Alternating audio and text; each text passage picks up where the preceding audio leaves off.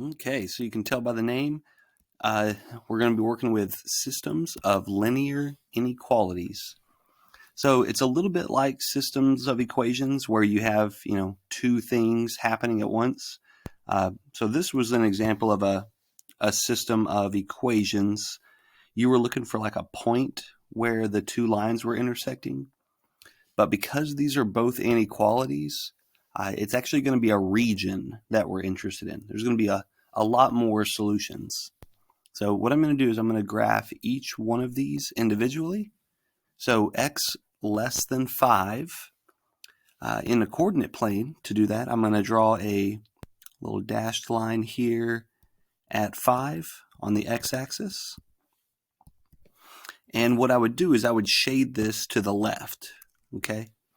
All right, that would be all the things that are less than 5. Okay. And then I'm also going to graph y is greater than 3, which is going to be a solid line at y equals 3. All right, and we want to shade one of these regions. You see here there's 1, 2, 3, 4, 4 regions that we've divided this up into. We need to shade the region that satisfies both of these inequalities. Okay, so it's going to have to be to the left of 5, all right? X has to be less than 5, and it has to be greater than 3 for the y value. So I'm going to be shading above. Well, here, let me switch colors here. I'm going to be shading above my y equals 3 line, all right?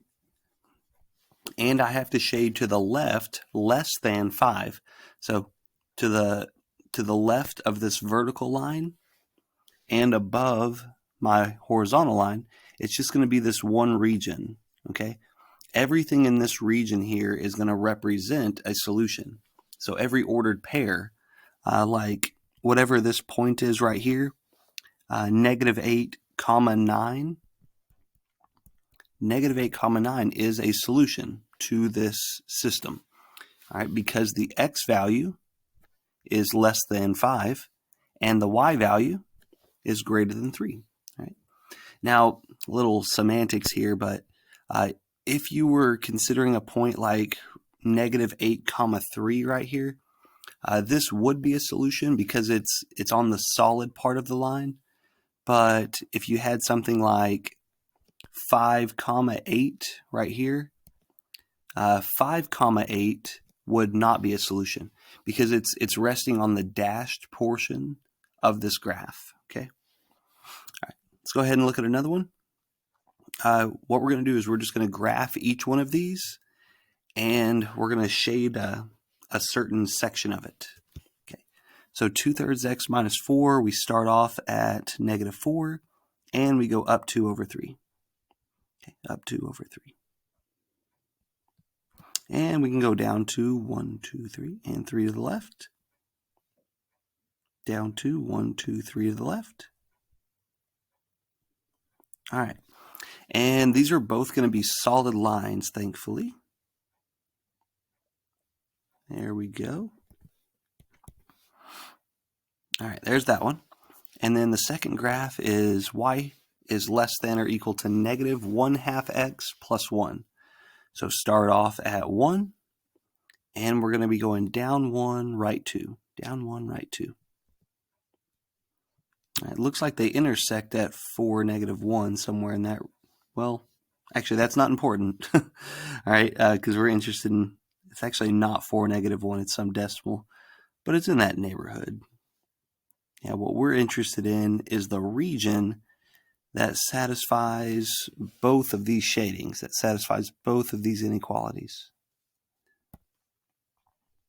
All right, so hopefully you see our 4 regions that we have. Now, if I were just to be talking about this top one, I would need to be shading below. All right, y is less than 2/3 x. I would be shading everything on the bottom half of this line. Okay, so I know I got to be below this one, and then I also have to be below my other one. Okay, so since I need to be below both lines, it's got to be this region right here. Okay, just this area. Now, this region right here, it's below the negative 1/2 x plus 1, but it's above the 2/3 x1. So that's why it's not a solution. Right? So if you consider a point like, what is the coordinates here? 4, -3. All right, if you actually test out this point, plugging in 4 for x and -3 for y, you're going to see that it satisfies both of those inequalities. All right, you'd have to plug in 4 for x and -3 for y though, and you'll see that it makes the inequality true. I guess I'll show you with one of them. I'll show you with the easy one. If I plug in -3 for the y, less than, and then a 4 for my x right here, so -1/2 times 4 would be -2. That would give me -2 plus 1. So I would get -3 is less than -1, and that's a true statement. Okay, and so because it's true, it does need to be shaded, but it also has to work for this top equation, the top inequality. And I'm not going to go through it, but because I'd need a calculator or something, but it would also keep true. All right, it would also be a true statement, and that'll be true for anything that is in this shaded region. Like if you did -2, -7, it would also satisfy both of those inequalities. Now, if you just picked, say, -4, -2, it would satisfy one of the inequalities, but not the other. That's the idea. All right, last one. We'll graph the top one first. You start off at +5, and we're going to be going down 3 over 1. 2, 3 over 1. 3 over 1. And down 3 over 1. Lather, rinse, repeat. Okay, we could also do it in the opposite direction. See here, we were at 5, so that's going to put us at 8. There we go. And this particular one is going to be a dashed line.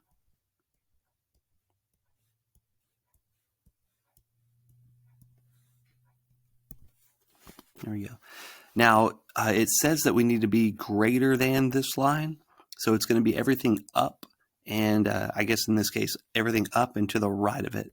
So when it comes to shading, it's going to be everything on this this half of it that we're going to be shading. All right, we need to go ahead and graph the bottom one too. Start off at -2, and the slope is 1, so we're just going to be going up 1 over 1. And that should do it. And we get to draw a solid line for this one. All right. Now, as far as the shading goes, I know that I need to be to the right of this one. And it says y is less than x minus 2. So I'm going to have to be below, all right, less than. I'm going to have to be below my, my positive sloped line. Okay. So because I have to be below this one and to the right of the other one, that's going to put me in this this quadrant right here.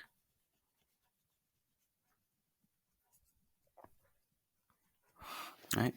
If I were, if I were inclined to want to pick this one, this quadrant would be wrong because it is, it's on the wrong side of this inequality. Okay. And if I were to try to pick this quadrant up here, it would be on the wrong side of my bottom inequality. Right. So, if you pick any point that's in this shaded green region, you're going to find an answer like 10, 0. It's going to satisfy both inequalities. If you pick something like 0, 0, it's going to not satisfy either one of the inequalities. Right. But those are systems of inequalities. A little bit confusing until you get the labeling process. That's really what that you'll want to focus on when it comes to this assignment.